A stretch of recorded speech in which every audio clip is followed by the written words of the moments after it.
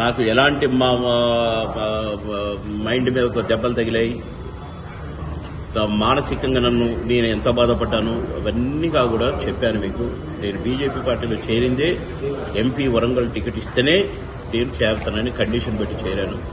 పోయినసారి టికెట్ ఇవ్వలేదు, ఇవ్వకపోగా కనీసం లిస్టులో నా పేరు కూడా పంపలేదు ఢిల్లీకి. సరే కొందరు నన్ను నచ్చజెప్పడం వల్ల పార్టీలో ఉన్నాను. నియోజకవర్గంలోనే పనిచేయమన్నారు, చేశాను. కమిటీలు వేయమన్నారు, అన్ని కమిటీలు వేశాను.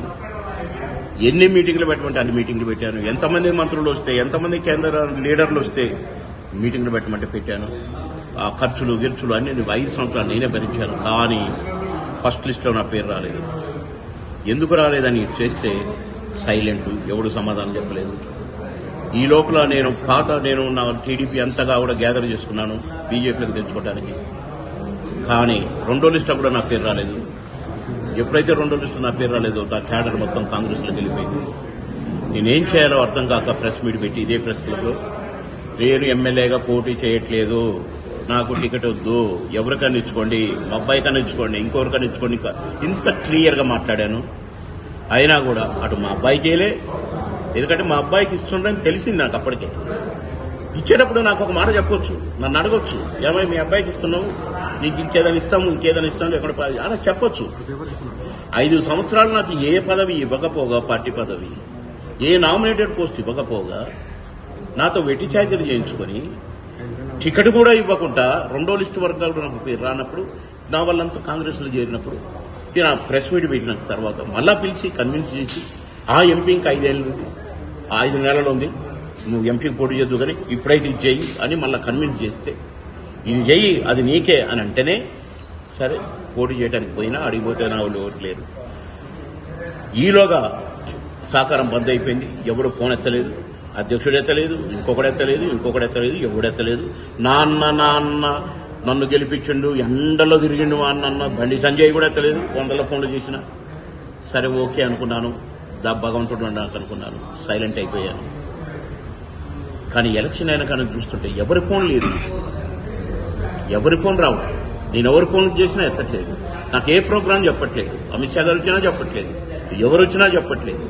నా కాన్ఫిడెన్స్ లో ఏ గ్రూపులైతే బీజేపీకి అగెనిస్ట్ గా బీజేపీ కార్యకర్తలే కాంగ్రెస్ కు టీఆర్ఎస్ కు సపోర్ట్ చేశారో వాళ్ళను పిలిచి మీటింగ్లు పెట్టిస్తున్నారు.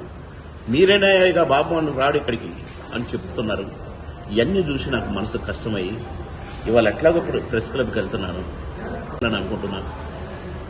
ఇక అప్పుడు వారికి రమణ గారికి చెప్పడం జరిగింది, ఇది అయిపోయిన తర్వాత నేను ప్రెస్ క్లబ్ మాట్లాడుకోవాలి, ఒకవేళ ఎవరన్నా అడిగితే నేను చెప్పాల్సి వస్తుంది కనుక దాన్ని నేనే ప్రిపేర్ అయితే కరెక్ట్ అని చెప్పాలనుకున్నా.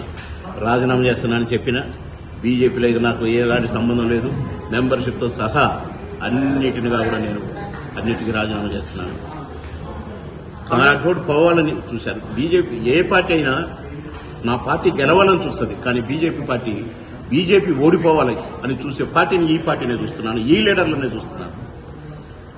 బాగా పనిచేసేటోళ్లు కావాలి, పని దొంగలు కానీ వెధవలు కానీ పోవాలని కోరుకుంటారు. కానీ ఇక్కడ వెధవలు కావాలి, మంచిగా పనిచేసేటోళ్ళని నిలగొట్టాలి, బాబోళ్ళు అంటే నిలగొట్టాలని ఇదేంటో ఈ టైప్ ఆఫ్ స్ట్రాటజీ ఉన్నటువంటి బీజేపీ పార్టీలో నాలాంటి పనిచేయడం కష్టం అని డిసైడ్ అయ్యి రిజైన్ చేద్దామని డిసైడ్ అయ్యింది. మీరు గతంలో ఇక్కడే ఈ స్టేజ్ మీద కూర్చొని గతంలో కూడా చెప్పారు, మీరు ఆరోపణలు చేశారు, మరి అప్పుడే రాజీనామా చేయకుండా ఇప్పుడే ఎందుకు చేశారు సార్?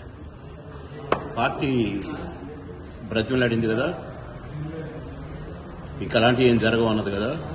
నేను ఏ ఆరోపణలు చేయలేదు బ్రదర్, పోటీ చేయట్లేదు, ఎమ్మెల్యేగా పోటీ చేయను, నాకు టికెట్ వద్దు, ఎవరికన్నా ఇచ్చుకోండి, మా అబ్బాయికి ఇచ్చుకుంటారా, ఎల్లయ్యకి ఇచ్చుకుంటారా, పుల్లయ్యకి ఇచ్చుకుంటారా, సేమ్ లాంగ్వేజ్ మాట్లాడాను.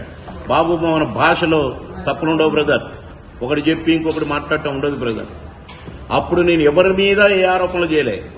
నెక్స్ట్ ప్రెస్ మీట్ ఉంటది, రాంబాణం వదులుదా అని చెప్పిన, కానీ నెక్స్ట్ ప్రెస్ మీట్ ఇదైంది. ఇప్పుడు వదిలిన వేరే పార్టీలో ఇంకేం అనుకోలేదు సార్.